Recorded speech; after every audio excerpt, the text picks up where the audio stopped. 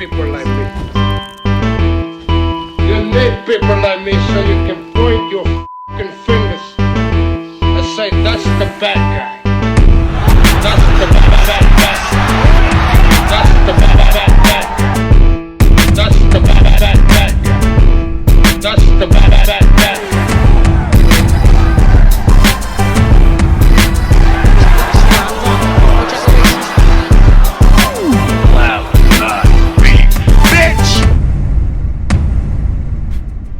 Welcome to the motherfucking relay. We're covering today's top boxing news. Ow! It's in the UK simply because Clarissa doesn't sell a ticket. That is why it's in the UK, and it's in the O2. Not factual. Not factual. I've sold out the Remember Boardwalk that time Hall. you did a pay-per-view? I have sold out the Boardwalk Hall when I fought for Undisputed Championship against Christina Hammer. I have fought in Verona, New York, where I sold out there. Stop it. Stop with the hope that that I'm not a draw, because we are not here about to fight in front of 80,000 because you won one belt. Please. We're not fighting at Wembley. Stop it. We're not fighting at Wembley. It's the O2. We're not here because you won one belt. We're here because you canceled the ticket. We're here because I'm the champ. I'm the GOAT. That's why we're here. I'm the GOAT. Nobody knows you. Every time I speak of you, you get bigger. After this, you're going to have about 20, 30,000 more followers because I'm here, not because of nothing you've done.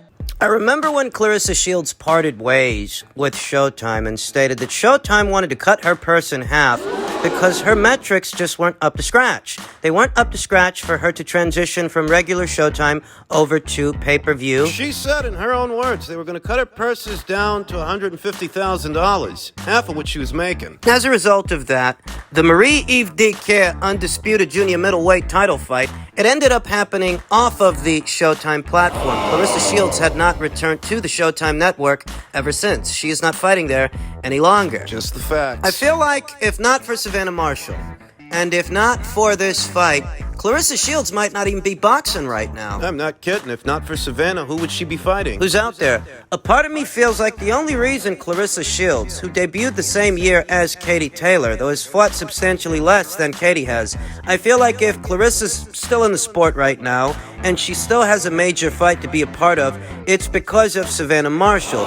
Even if Clarissa Shields herself doesn't want to acknowledge that, stating that no one knows Savannah Marshall, yet the fight with Savannah is happening in Savannah's country, not Clarissa's. But you're saying nobody knows Savannah. The fight with Savannah is set to go down at the O2 Arena, which can house a capacity crowd of approximately 20,000 people. I don't imagine that 20,000 of Clarissa Shields' fans here stateside are the ones that are going to pack that place out. The ones you bump into on Twitter, the ones you bump into here on YouTube. Those spirited individuals that think that Clarissa Shields is the best thing smoking, even though they can't tell you all that much about her, or who she's fought, or why exactly she's supposed to be the greatest woman of all times, aside from repeating the token catchphrase, she's a two-time undisputed champion, with no insights as to who she had to fight to become a two-time undisputed champion. They're just a bunch of parakeets. They just repeat whatever it is they hear blindly, with no actual insights into the subject matter. In truth, Clarissa Shields really has established herself as the most dominant force at these weights, make no mistake,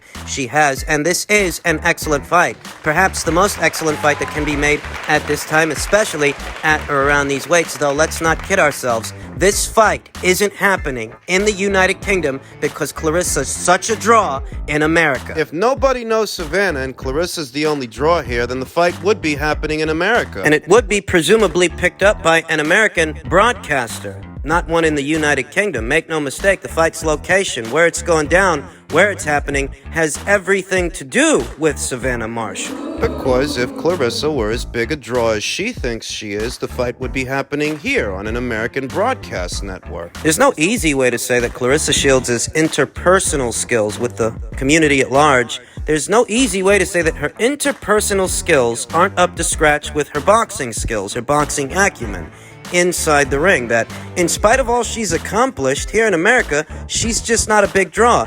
And in order for her to get paid the way she wants to get paid, and in order for Savannah to get paid the way she wants to get paid, in order to make the fight happen and make it possible. Clarissa by herself off her own name cannot generate the revenue here in America to make this fight. Not off her own name. She can't do it alone. Not in order for her to get paid the way she wants to get paid and for Savannah to get paid the way she wants to get paid for this fight. No, it took the Brits to... Because somebody's got to foot the bill. Somebody's got to pay for this. Sky Sports has been more committed to making this fight than any American broadcaster. Sky Sports is the one that's making this happen, after all. They're committed, so much so, they actually signed Clarissa Shields to the Boxer promotional banner. She's already fought once. It takes 2 fighters to make a fight. 2 really good ones to make it a super fight. I don't think either Savannah Marshall or Clarissa Shields, on their own, individually, could fill up a 20,000-seat arena. They never have in the past, though they might now, because they're facing each other. Thus, it takes 2 of them. Clarissa's saying that nobody knows Savannah Marshall, but... Clarissa's never fought in an arena like this, in any of her undisputed endeavors. The one at 160 against Christina Hammer, the one at junior middle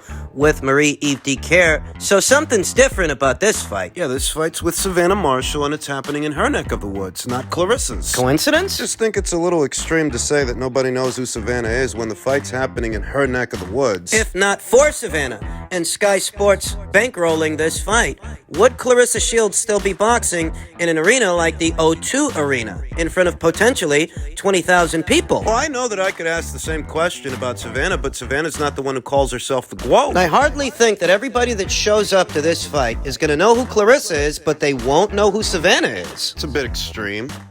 In men's cruiserweight news, reigning WBO cruiserweight champion Lawrence Okolie asked, how do you force a unification? Reigning WBO junior middleweight champion Natasha Jonas stated, You find out, let me know. For a friend, obviously. I actually expect that Natasha Jonas will unify in her next fight.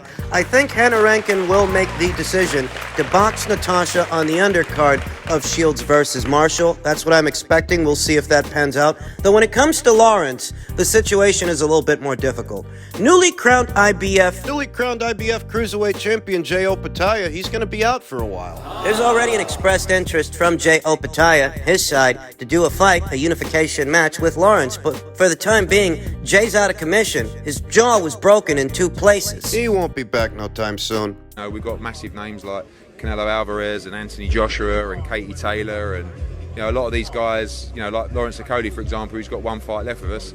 I've seen the proposal that Sky made him, and it's to become the face of Sky Sports Boxing. Well, he's not going to be the face of the zone boxing, so if there's more money and a bigger opportunity to be pushed, maybe it's the right move for him, but we'll see what happens after this fight. Lawrence has 1 more fight left on his existing Matchroom contract. Beyond that fight, he may so decide to change his decorum, and Eddie Hearn doesn't seem too broken up about it, because Lawrence, he's not a big part of Matchroom or DAZN's bottom line. That doesn't mean they failed him. I mean, they got him to the point to where Sky Sports is offering him a lot of money. You might see what's going on with Lawrence right now and ask yourself, did Matchroom fail to promote this fighter? Did they fail him? But I can't say that. Not if they got him to a point to where Sky Sports is willing to offer him more money than he's already making. If it's the way that Eddie Hearn says it is, and they want to make Lawrence Okolie the face, the flagship fighter for Sky Sports and Boxer, Sky Sports Boxing, essentially, now that they've parted ways with Matchroom, you can't say Eddie failed Lawrence if that's the situation now, having been promoted by Matchroom for as long as he has been promoted by Matchroom. I mean, that's the point. They've promoted him to where he's worth a lot of money to Sky. It's not the worst thing in the world if Lawrence Okolie decides to change his decorum because he feels at this point in his career he might be better suited being a Sky Sports and boxer as opposed to a prolonged stay at Matchroom. It also depends on whether or not Matchroom is willing to match whatever he was offered by Sky, and if I'm being honest, it doesn't really sound. It doesn't sound like it. You heard what Eddie Hearn said. A lot of these guys, like Lawrence Okolie, for example, who's got 1 fight left with us. I've seen the proposal that Sky made him, and it's to become the face of Sky Sports Boxing. Well, he's not going to be the face of the zone boxing, so he might end up leaving Matchroom and DAZN for Sky Sports and Boxer. They've already got 1 unbeaten cruiserweight they're grooming over there at Sky Sports. We've talked about him here on the channel, Richard Riakporhe.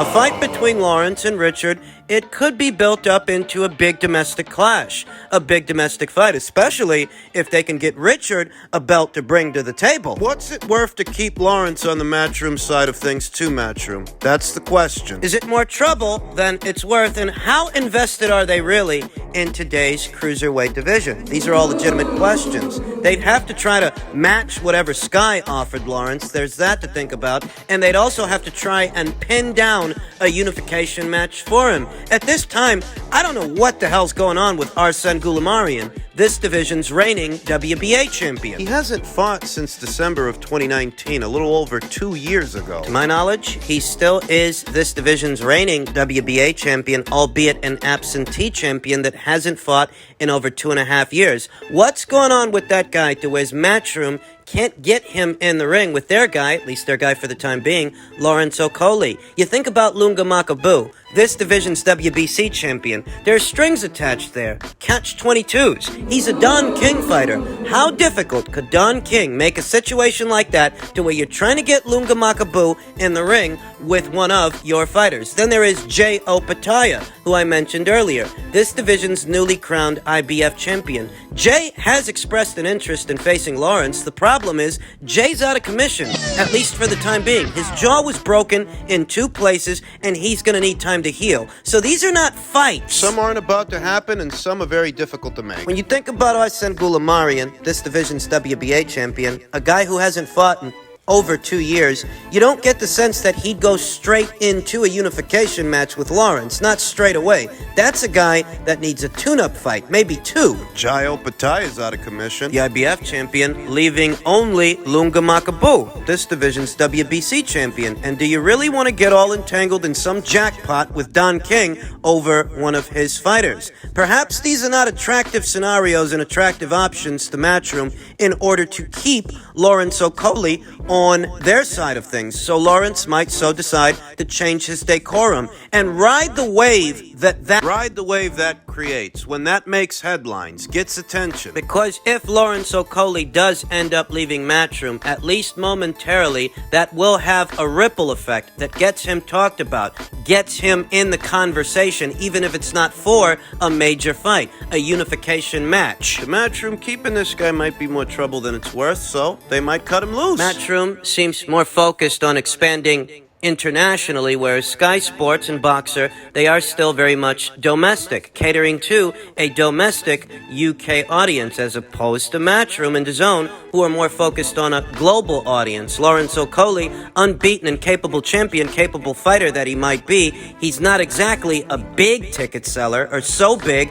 that it's quintessential that Matchroom keep him. They might cut him loose. And right now, that might be what's best for him. It's not all doom and gloom from where I'm sitting. I think the fight fans benefit the most from a market that's this competitive, to where Sky Sports and Boxer are attempting to poach Matchroom's fighters and at least one of their champions. It creates a very interesting environment to where maybe Matchroom just isn't that invested in the cruiserweight division right now, but Sky Sports is, and they're willing to pay to play, which creates interesting situations like this one, where Matchroom, maybe they cut Lawrence loose, maybe he goes to Sky, and Sky starts building Okolie versus Reactport. Those Brits do love a good domestic clash, and Sky Sports at this point in the juncture might be able to build one better than Matchroom can. We'll see what happens.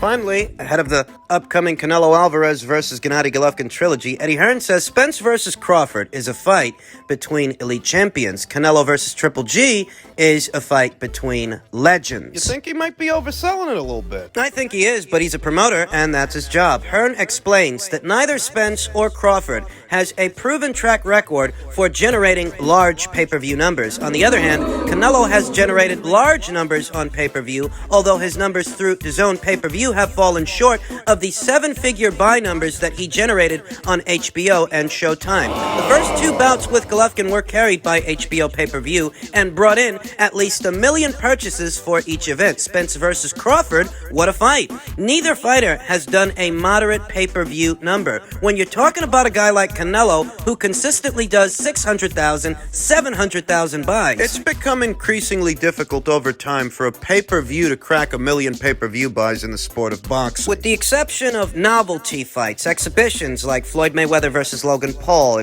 and the Mike Tyson versus Roy Jones Jr.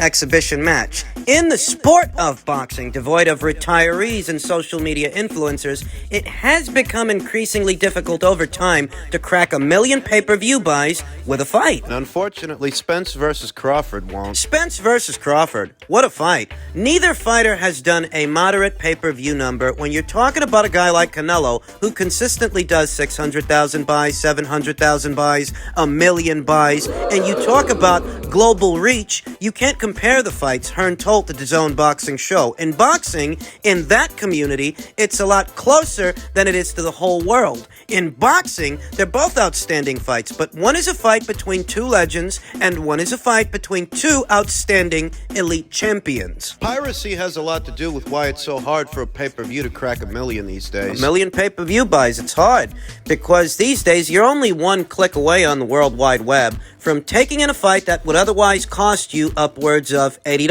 $80 American. These days, it's a lot easier. Piracy makes it easier not to have to pay. That's the situation. I can probably count on one hand how many pay-per-views came close to broaching that 1 million pay-per-view mark. It's only really been 2. Wilder versus Fury 2, their second fight. The third fight didn't do as well as the second fight did, but the second fight came close. I remember the reported buys being somewhere around 800 to 850,000. Canelo Alvarez's Showtime pay-per-view with Caleb Plant for the undisputed super middleweight championship of the world. That fight also came close to 1 million pay-per-view buys with about 800,000 pay-per-views sold. The truth is, if a fight like Golovkin versus Canelo is still an attractive fight 4 years after their last meeting, it's because other fights didn't happen. Nobody took the torch away from those boys. In the subsequent 4 years that followed, nobody took the torch from Gennady and nobody took it from Canelo. Perhaps this fight wouldn't still be as attractive as it is today, especially at these weights, if other fighters established themselves in their own way as dominant forces. Perhaps if Jermall Charlo would have took the time out to beat Demetrius Andrade, silence him, and take his brown belt, take his WBO title, he would seem like a more pivotal figure at or around these weights. But as it stands, he just looks like a guy standing online waiting for a payday. The PBC had 2 champions in the super middleweight division, and they didn't make a fight between them. 2 unbeaten champions. Before Canelo Alvarez even started that undisputed campaign of his at super middleweight, they had unbeaten Caleb Plant holding the IBF and unbeaten David Benavidez holding the WBC, and they didn't make the fight between them. Thus, neither one of those fighters established themselves as a dominant force in the super middleweight division. It's an inconvenient truth, but a big part of the reason this fight is still attractive is because these other guys didn't do what they needed to do. They didn't become big names in the subsequent 4 years that followed Canelo versus Golovkin 2. As it stands, in the subsequent 4 years that followed, both Gennady Golovkin and Canelo Alvarez are still the biggest names at or around these weights. And I happen to think, at least in part, it's because these other guys didn't do what they had to do to become big names themselves. To take some of the shine away from those 2 boys. You know what? That didn't happen, so here we are. This trilogy is still the biggest fight in town.